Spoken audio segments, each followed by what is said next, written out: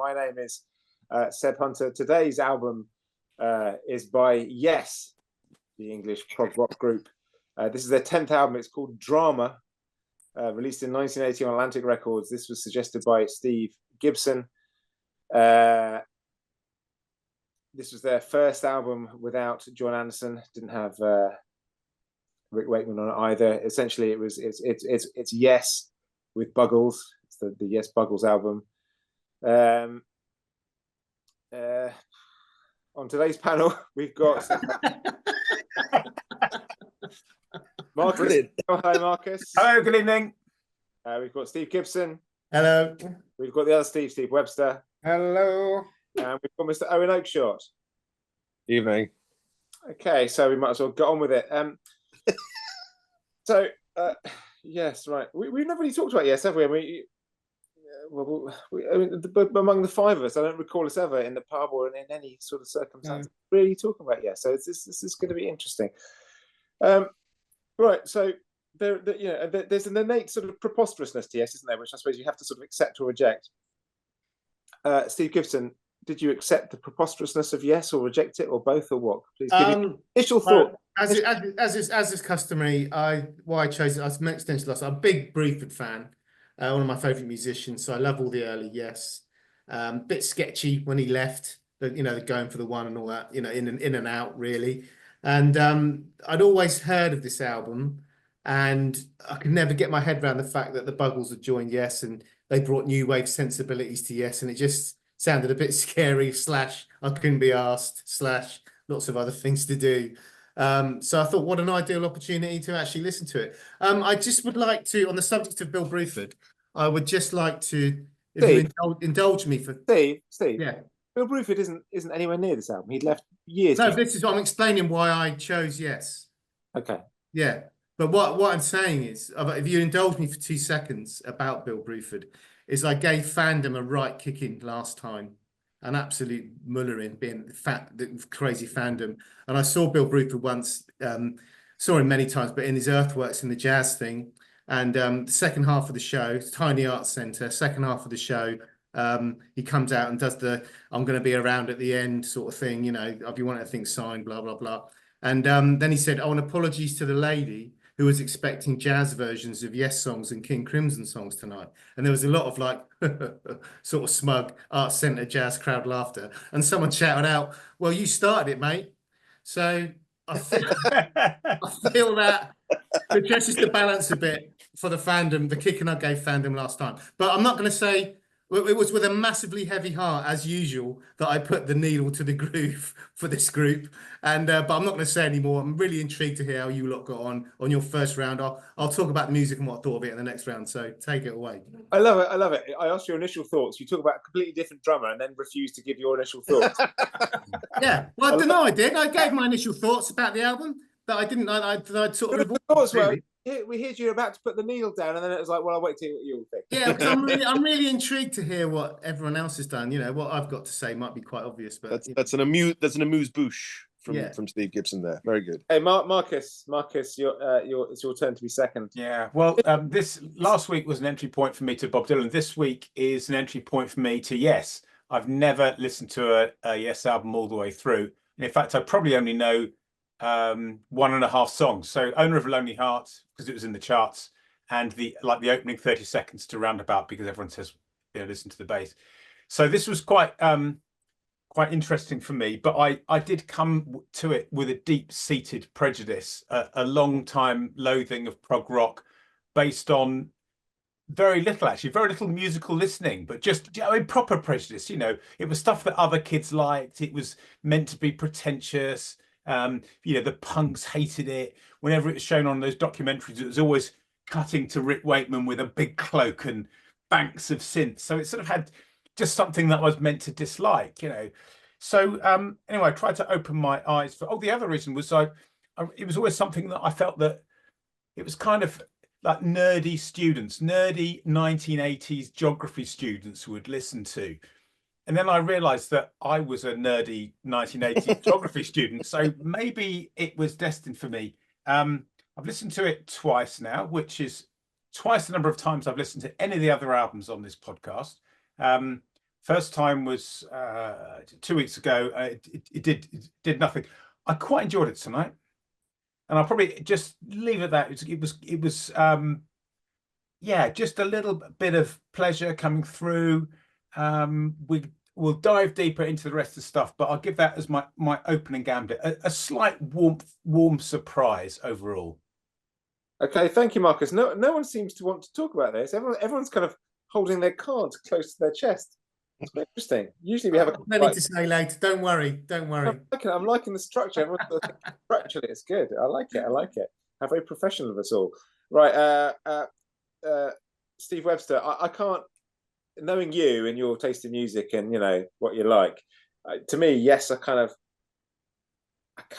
Yes, seems to be as far from my perception of your musical taste. This is like the antithesis of the music that you sort of like. So I'd be interested. Yeah, I mean, I like some of the cousins, favorite band, the distant cousins of this stuff I like, but yeah, I didn't really know Yes, but yes, I did have a built-in prejudice against it.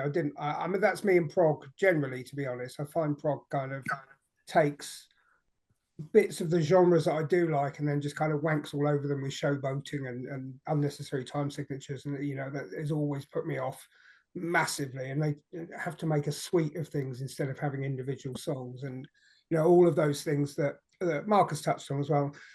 We perhaps need to swap me or Marcus out of the group, because this will be the second time that we've had this similar sort of miserable approach to certain artists. But actually, the biggest thing for me with Yes was I have dipped in and out over the years, and I've just never really liked John Anderson's voice above everything else. I've got a real allergy to all of the showboating, but it was the voice that really kind of put me off. Too earnest and too folksy, and so actually the idea of having someone different in, and what I perceived Trevor Horn's voice to be like from the little bit that we heard in the late 70s, early 80s, I thought, well, this will be intriguing. So it's same thing, and I'll probably stop at that point as well, because let's face it, there's not a lot to review here, is there? I mean, this isn't I mean, it's a long album, but it's it's not that many songs to review. So yeah, maybe we do all go round in round two and start to give our thoughts.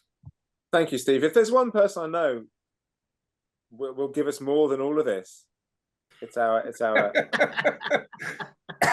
Owen, right? You keep on going till I do this, okay? I'll do this. Roger. Good. Audio, I'm doing a massive. Okay. That's the signal. Okay, fine. Can I have some actual opinion, please? I'm with Marcus in the sense that I kind of surprisingly, in spite of my better self, started to quite enjoy it on the second listen. I came to it very much as I didn't know much about Yes at all. I think I might have heard a few fleeting sort of early 70s versions, that terrible mystical prog rock stuff. And thinking, ugh. And I remember the keyboard player in my old band used to love them. And he was one of those kind of sort of diehard redoubts who said, what's happened to music because punk destroyed all the music that I loved. And then as an example, he played me this Yes song. Marcus, we talk about Tim, obviously. Oh yeah, and he was, and I listened to this song and I thought, thank God punk killed this. But of course it didn't kill it, did it? Because they were still doing their shit in 1980, But it was new wave, wasn't it? Punk gave way to new wave. It gave way to a new wave, slightly shinier, more pop-tastic version of it, which was what they perceived Buggles. Yes. Which is why when Anderson Wakeman jumped ship during the making of this album, they saw an opportunity to update their sound while replacing their singer. You know what I mean? Yeah, totally. And actually, that's why I kind of quite like it, because I kind of quite like Trevor Horn. I love Trevor Horn, actually. I think Trevor Horn is, if Trevor Horn didn't exist, most of the 1980s wouldn't have existed. He's a sort of foundational figure of sort of everything that happened in the 80s and 90s, and his pop sensibilities are just second to none. I think he's brilliant, and it's really interesting listening to what he does to this album in that respect, because there are little moments, and you think that he's kind of basically turning this album, this kind of prog rock dinosaur into something a little bit more sort of lyrically and also musically, into something a little bit more kind of sort of anxious about technology, but talking about technology and all that. And it's still got these terrible key and time signature changes all over the shop, and it's a diddly diddly diddly. But you know, there are bits of it I really liked. Bits of it I really, really liked. Yeah. So there you go. Okay. I mean, I think you put your hand over the microphone for a second there. Oh, did I? All right. All got a little bit agitated, but yes. Yeah. It was nothing important he was saying, so. No. Okay. Well, oh God, I thought I'm the outlier here because I like Yes. I've got quite a few other albums, but like Marcus, I've got Close to the Edge and Fragile and the first one, and I really like them. But with me, I love Bruford. I like John Anderson's voice, which is unusual. I don't like Geddy Lee, but John Anderson, for me, there's something there. That mystic nonsense falsetto stuff, it just works with Yes. I don't think it would work. I don't know. There's just something. The grain of his voice, I don't know. I think the mystical nonsense just is charming, and the rhythms are fantastic. Steve Howe's great. Chris Squire's bass is fantastic. It's a bit like Lemmy plays a Rickenbacker, really sort of trebly tone. But I always, when I put a Yes album on, I always sort of drift after about sort of 6 or 7 minutes. I always sort of find myself drifting away. I'm not engaged with the music. You know, I'm just sort of like, oh, it's Yes, it's got. I like this. I'll put something else on. Do you know what I mean? It's a concentration issue, you know. And I like, you know, a Yes Greatest Hits, for example, would really work for me roundabout, and also It's Grace, absolutely banging, because that would maintain my attention. So anyway, that's my Yes context. So funnily enough, I about 6 months ago, I read Trevor Horn's autobiography, Adventures in Modern Sound, I think it's called that. Adventures in Modern Recording. And I didn't know, I had no idea before this that he'd joined Yes. And I read it is in an early chapter in the book that Trevor Horn and Jeff Downes, who were Buggles, they shared management with Yes, a really dodgy manager who he won't even mention his name in the book. And he got a call from, I think, Chris Squire or someone, just say, oh, they want you to go down and just practice with them. And they were practicing and rehearsing and going through songs, but very, very late in this process were they told that Anderson and Wakeman had gone. And so it was they kept saying, Squire kept saying to Trevor Horn, oh yeah, they're coming down in a minute. Yeah, they'll be down in a minute, because Trevor Horn was a massive Yes fan. He was like, oh, okay, we're signed to ship management label, but at least we get to meet Yes. I mean, he was a massive fan. They're his favourite band. So practicing with him, he was just like, well, is John Anderson going to come down in a minute? Because, you know, oh yeah, he's on down. You carry on singing, it's great. And only very, very, very slowly did they realise that, oh God, shit, we've been set up here. We are the, you know.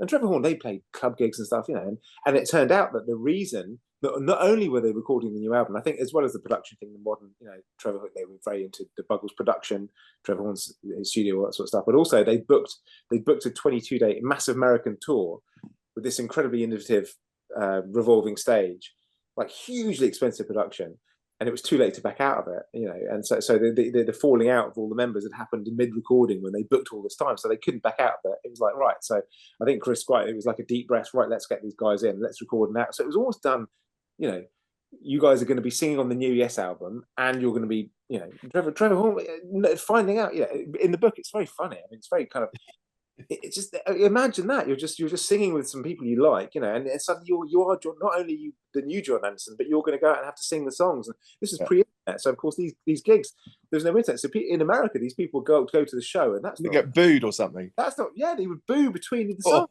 Or Trevor. Exactly. Trevor's voice went really quickly because, of course, he's not used to singing up there. You know? And he's tiny as well. I mean, it must be awful. So Jeff Downes, you know, apparently had 11 synthesizers just trying to run between them, and it was just. And apparently, in all the rehearsals, they didn't get it right once before the American tour. They didn't have one rehearsal where they managed to get through the entire set. Oh, not one before they went on tour, and they all had to kind of burst out this wedding cake in the middle of the stadium and kind of go, right, shit, you know. So it's just a wonderful story. But I'm going on a bit, I know, but I thought this was fucking fantastic. This is by far the best thing we've ever reviewed, because we're doing this. Wow. I listened to it a lot. I've listened to it maybe 10 times because I had to concentrate. I was like, shit, we're going to be talking about it. So I didn't have that chance of just zoning out, right? And thinking, oh, I was like, shit, what do I think? And I fell in love with it.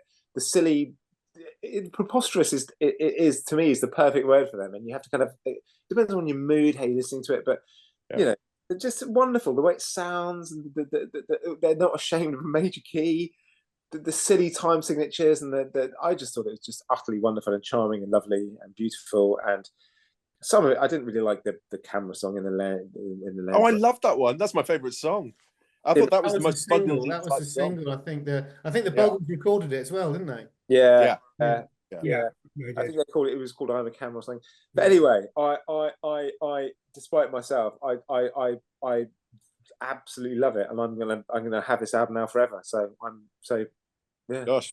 Yeah, I know. I assumed that everyone was going to feel the same. I thought, oh, we're all going to love this, but you're just a bunch of cunts. No, I mean, it is. We haven't gone round a second. Oh, sorry. Yeah, shut up, Oakshott. Right, Gibson, to you next. No, it wasn't butting in or no. I was just saying you're the queen of assumption there by saying that everyone else hates it. What I was going to say was king of assumption, please, not queen. No, queen, definitely queen. So Steve. Oh yeah, because Steve, you're being super reticent. Steve, can you give us your opinion now? So the needle fell down in the groove, and when I'm in the mood for Yes, what I want is a keyboard solo in 9 within 5 minutes. I want to spend at least 2 hours thinking about how Chris Squire subdivided the bass line in the second song in his mind to get through the polyrhythms. And a homage to Gary Newman chucked in, which is what the White Car song's about. Right, that's great. That's cracking, that one. It's completely brilliant. It's and the interesting is to me is that if I was like 18 when this came out and been a massive Yes fan, I could see myself going, oh, this is an outrage. This is an outrage. But I listened to Tomato, which is the one I've never heard it before, Tomato, and it sounds like Yes, really. So this it's fantastic. It's just by far and away the best thing I've had to listen to because of this group. And it's just brilliant. I love all of it. It's just that I've had it on daily, and it's my go-to post-Bruford era Yes album now, without a doubt. I'm going to have it, like Seb, I'm going to have it the rest of my life. It's just fantastic. I can, the first, Machine Messiah. Come on, what's not like? What more? Sounds like it's fantastic. Did you ask what's not to like? Steve, you'll get your turn, mate. You'll get your turn. I have a list. Steve Howe's fantastic. I actually saw a Yes tribute band, which was okay. I won't name them just in case, but it was okay. I mean, let's face it, what a labour of love. And I felt so sorry for the guitarist because Steve Howe came out for the second half in the Brook, and it was just and it just completely. It was a surprise, and it was just like, oh wow, Steve Howe's here, and he played the second half, and it just completely elevated it like 80%. It was, first half you're thinking they're playing Yes songs, that must be difficult, and they're sort of pulling it off, and it's all right, and I'm having a beer and not too bad. But then when Steve Howe came on, it just sort of went off the chart. So, and I think he really, far be it from me, it's difficult to say because I don't hang on every Yes album, but it sounds to me like he's just on fire on this. Rejuvenated, embracing the time. Because the set that, as it was the second side, the 3 short songs, the In the Lens, the Fungus one at the end and stuff. It's just brilliant. It's all great. And they at first I didn't connect with the Lens thing and the other 2 shorter ones. But as I've been listening to it, it's like it took me back in time a bit to when you let things grow and I listen to it and I completely love it. It's brilliant. Next. Very good, very good. I agree with you wholeheartedly. I'm so happy. I thought, fucking hell, it's just me. Yeah, it's brilliant. And also the production. To me, this is the first 21st century sounding album. And you can hear the sort of the roots of 901250. I think. Yeah. Oh, totally. Yeah. Well, that's because of Trevor Horn. Trevor Horn, obviously, yeah. Which is it's one of the greatest pop songs of the 80s. It's just superb. Yeah. Steve Webster, show us your list. Show us your list. No, I've been a bit disingenuous actually. I don't have a huge list. Right, I mean, if we get into the album, it won't take long. And the opening track was an awful lot heavier than I expected. And I don't know, as you say, if that's the guitarist coming into his own more than he has done in the past and been encouraged more. And I was kind of quietly thinking, oh, this could actually be not what I expect. And then I kind of looked down at the running time of 10 minutes and I thought, Just it could go one or two ways, really. And it sort of very quickly just went into this kind of jaunty rock opera that was like equal parts In the Flesh from The Wall and Tommy and War of the Worlds, and it just didn't gel at all for me, and it felt like the start of a concept album.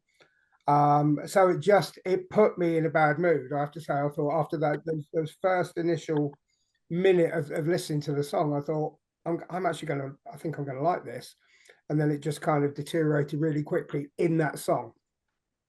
And just as a side note to that, whoever wrote the line, I've got it here in front of me here somewhere, "Hold me, machine messiah, and show me the strength of your singular eye."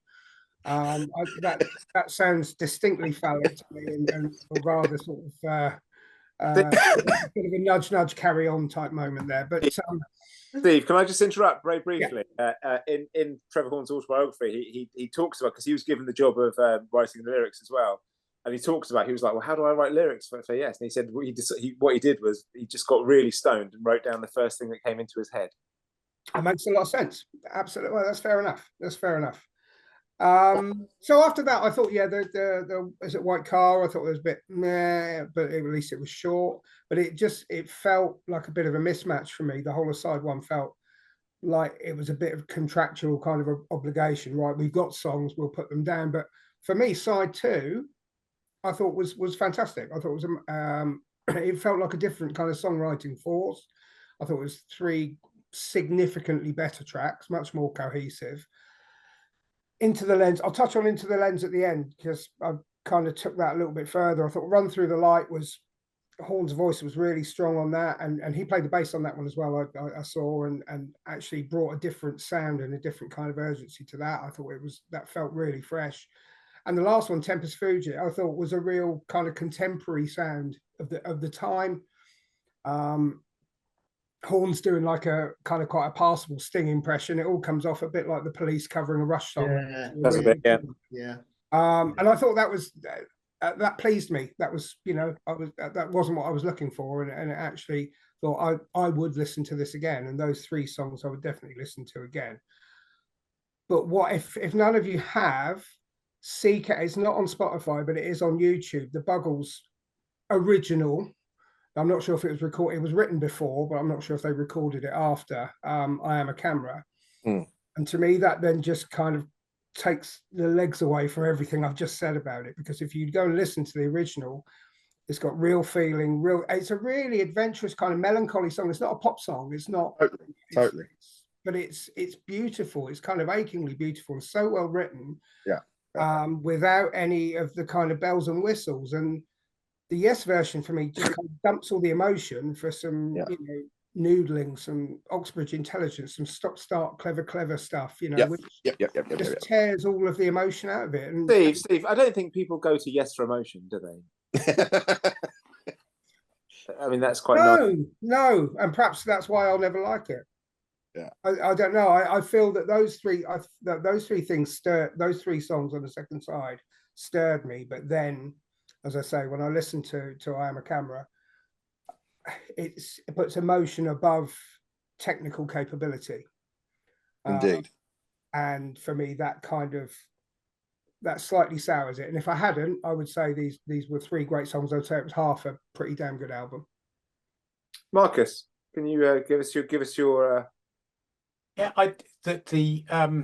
what I loved about the album was the kind of the sparkle of the sound, the precision of the playing, the power that comes across in the music. I thought was really strong. It felt, I think you said something about being a 21st century sounding album.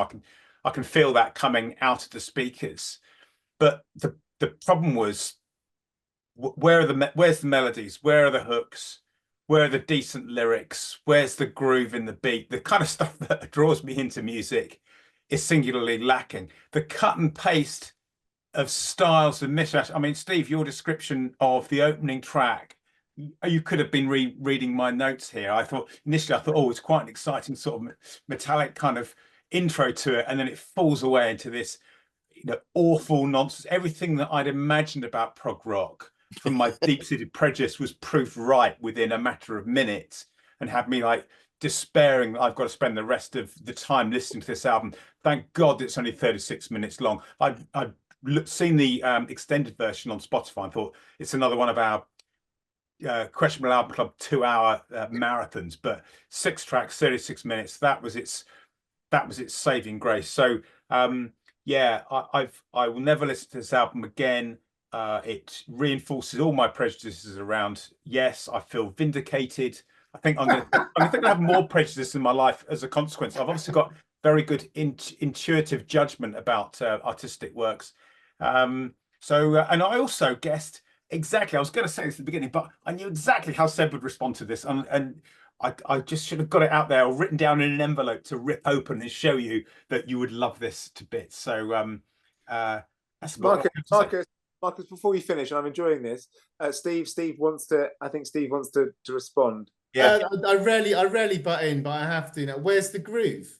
Jesus, are you a human being? Oh, where's the groove? There's grooves not only in 4, and they're not only in 4 like some prog bands who, you know, it's in 7, and it's not 7 like some prog bands count 7, 1, 2, 3, 4, 5, 6, 7. It's proper 7, and it's in 9. Yeah. The third track. What Does it happen to you? What That's, about? yeah. Lovely. Yeah, good. Anyway, sorry, that's all I wanted to say. Good luck with that. You know, Point Adam, of order. That's all. Point of order. I just want to put one thing, which is more of a contextual point, actually, about the. You know, if you ever turn on Six Music, you would have thought that punk rock was this massive revolution that was a line in time, and the world changed afterwards. I did have a quick look on Wikipedia about this album, and it went to number 2 in the charts. So, you know, fair play to that.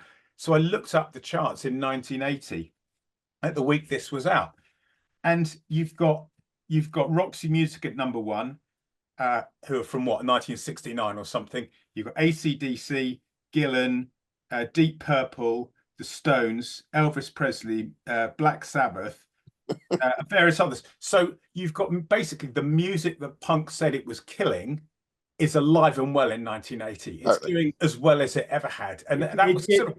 You're right. It didn't see that in a list. So years later, yeah, it was a few years later before the real effect was felt. I think you're absolutely spot on. But also, you know, the music stations and the TV programs, more importantly, didn't want to touch it, so it didn't get the exposure that possibly would have changed things even more so. But yeah, it's a romantic nonsense to say that the punk changed everything overnight. It just it slowly infected and killed off stuff over time, I think. Well, don't forget, punk started with, you know, the Damned and the Pistols in 1975, and this is 5 years after that, and it went through a whole.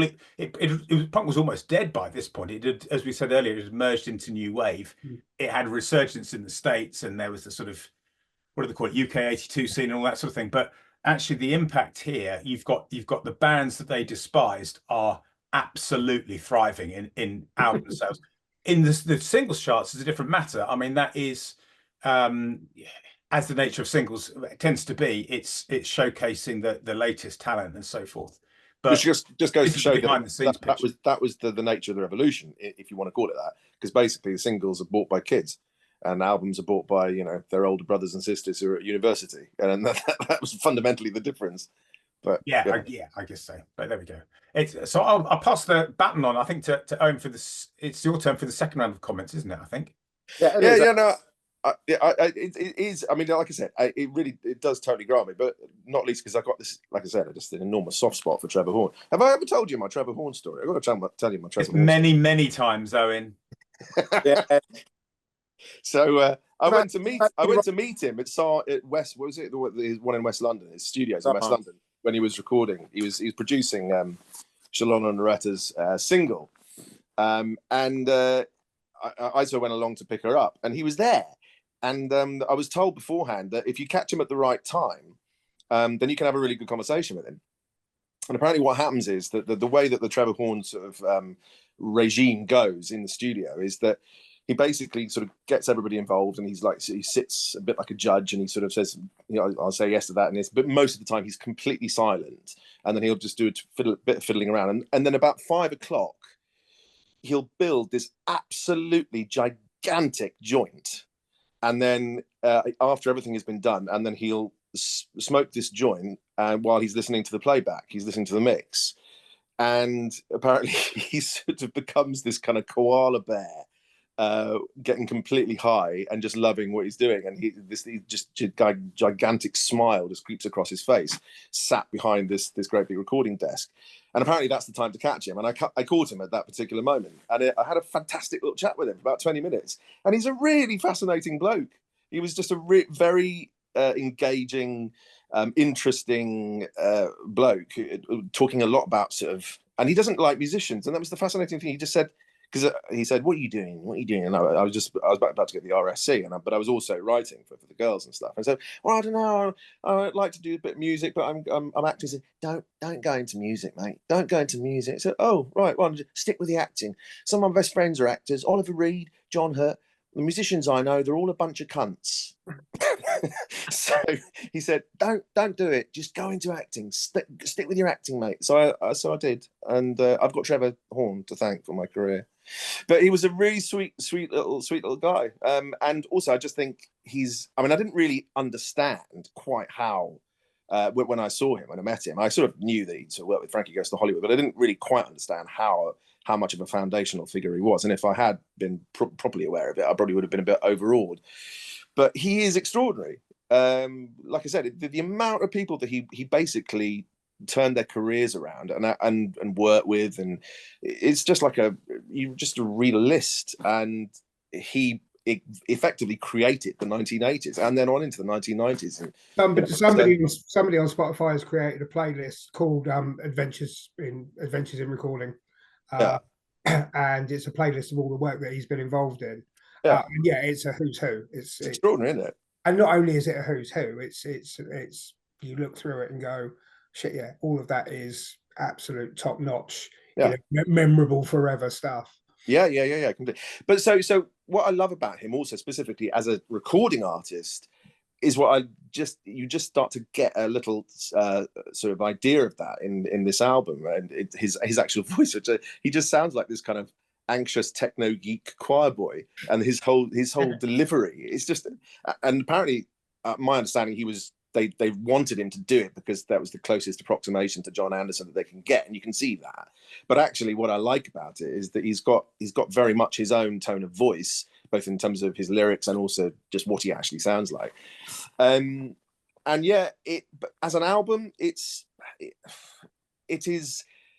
got this little sort of beating heart coming from him, I think, because he just got married, apparently. Jill Sinclair, his wife, who's dead now, but his wife, they ended up marrying, and she became his manager, who was utterly terrifying and would put the fear of God into just about anybody. But he sort of fell in love with her during the making of this album and married her. And had a honeymoon all sorted out, but they couldn't go because the recording sessions, and so they ended up in Essex or something. And I think their honeymoon was 2 nights in Bournemouth. That's right, Bournemouth. That's it. Yeah.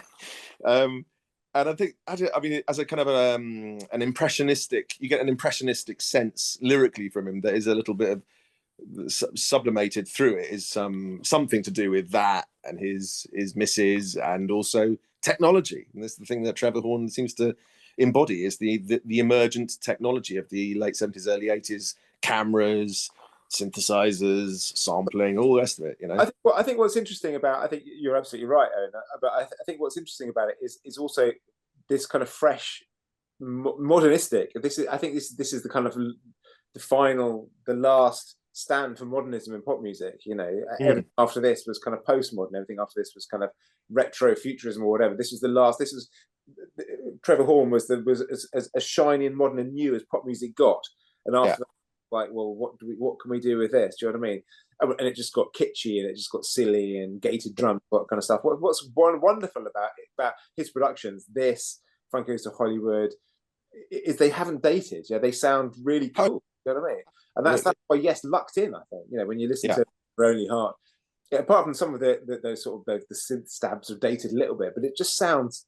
This stuff just sounds fresh, and now it just sounds. There's nothing kitschy about it. There's nothing sort of horribly. You know what I mean? Sort of, it doesn't sound cheesy 80s. It just sounds really, really vivid.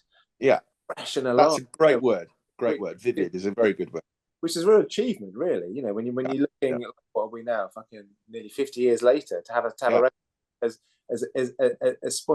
like sounding like it does, and it's not cheesy. It's not. You know, especially with Yes, a band who are notorious for their cheesiness, kitsch, over elaboration, all this nonsense. To add a stroke, just kind of go, okay, well, I'm going to take what they do, this craziness, these time signatures, all these sweets, or whatever said anyone, and actually just make it kind of just make it just kick in a little bit, give it a bit of an edge, and you can tell that everyone's just loving it, you know. And I think that's what comes across. So the joyousness of this whole thing. I do think that side of things is a little bit overplayed though, and a little bit people focusing on the cape and the topographications. But the early albums, the Bruford era albums, they're sort of there's not too many sweets going on. Yeah, there's some time signatures, there's some stuff on Fragile. They're starting to go a bit crazy on Fragile when they each have a song to do like Bruford's. It's all brilliant, but the first three are song based. They're song albums, you know. But it's when Wakeman came in and it all got silly. Yeah. Ocean. That's the era. That's when prog rock started to exemplify its cliches. My point was that when people think of Yes, they go to that kind of era, don't they? When it's a little bit unfair to just do that. It's the same with punk. People think of Johnny Rotten and Sid Vicious, instead of all the other much more intricate, interesting stuff that came around it. Okay, so I think it's time to do ratings. You first, Steve Gibson. Summing up in a mark out of 100, please. What a glorious surprise! A glorious surprise this was. Absolute cracker. Loved it. As I said, my go-to post Bruford era album. Now it loses marks for me because Bruford isn't on it, but then every album does. So it's a 90 from me. It's a good solid 90 marks from me. Loved it, and it's going to be on. I've been listening to it daily, and I probably will. It'll remain on my playlist at work for a long time. I feel quite emotional hearing that. Marcus? Despite my rant earlier, I would say in its favour, I enjoyed it more than I expected. So that's my faint praise that I will pass on to this record. And I did quite like Tempus Fugit actually. I like the chunky sort of rough Rush style riff that went on in that. So it's not all a complete damning, but that said, I can't see myself listening to it again. I will give it a 39 out of 100. 39. Steve Webster. Yeah, I liked it much more than I expected. I like the fact that Trevor Horn kind of smothered a lot of the smugness out of it, what I was expecting, and I would listen to half of it again. So on that basis, 49. 49. Owen. Yeah, I mean, I kind of, a high 40s, 46, 47. I mean, it was, I loved the fact that Trevor Horn was on it. I couldn't be getting on with a lot of the fiddly widdlies, Machine Messiah, actually, I've just got to say, the beginning of that, everybody seemed to like that. I couldn't stand it. I found it the most unimaginative, uninteresting kind of heavy riffdom. I mean, if you're going to do a kind of like a proto Black Sabbath, whatever's intro to an album, then do it with a little bit of, I just couldn't understand why they were doing that. Well, start the song somewhere else. Don't start it there. Terrible. Anyway, but generally speaking, I did enjoy it. But it's not like it's not the greatest album I've ever heard. Give it a 47. 47. Okay, thank you. Could I just say before I do, we haven't actually mentioned my favorite. We haven't. At no point have we mentioned my favorite song. Does It Really Happen? Oh no, it doesn't. It's great. It's great. Yeah, which to me is a genuine masterpiece. A lot of fun. Just absolutely, just completely joyous and wonderful. And I've listened to this a lot over the last couple of weeks, and that's the song that really, when that comes on, I'm just like, oh, I've got 10 minutes of joy ahead of me. Yeah. So I'm going to give it 80. So we've got Steve Gibson. Can someone open the calculator app, please? And Webster, is it going to be you? Well, I can just go. Yeah, where is it? Hold on. Just through the slick and seamless. Oh, here we go. Go for it. So Steve Gibson 90. Yeah. Marcus Kingwell 39. Steve Webster 49. Owen Oakeshott 47. And me 80. Which gives us. I think we might have a new winner, Colin. 240. No.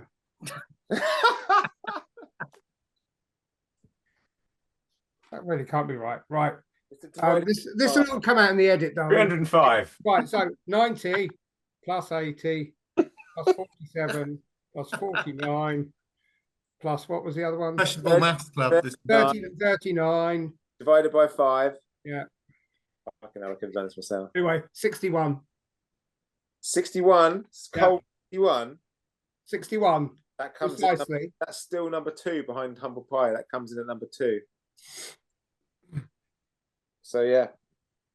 So currently humble pie number 1, yes number 2, and quite a long way further south than that is Tin Machine 39.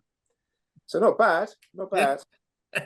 Okay, right. So it's my choice to and I suddenly had a mad panic attack just then because I suddenly remembered it was my turn to choose the next one. I've got a folder on my phone with kind of like suggestions, and I've got like 6. I've got a kind of running list, and I hadn't actually made a decision, but I have made a decision now, and it's an Alice Cooper album from 1983 called Dada. An album that he was at the height of his kind of alcoholism, and he claims to have absolutely no recollection of making the album whatsoever. Is that after Trash and all the rest of it, or before? It's Poison. It's his new wave phase. So it's after he fired the band, before Welcome to My Nightmare, before his kind of reinvention as a kind of glam metal his kind of early 80s weird. He genuinely, apparently, he claims, has absolutely no recollection of recording or. No. Has anyone heard it? I've never heard it. Yeah. So Alice Cooper, Dada, as in the art movement, D-A-D-A, Dada. Oh, da-da. Who knows? That might be it. Is it an album you know, Seb? Is it an album you know?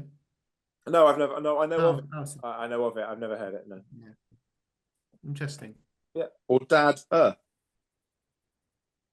think. Dad A. Yeah, it's the follow-up to Kid A. Yeah.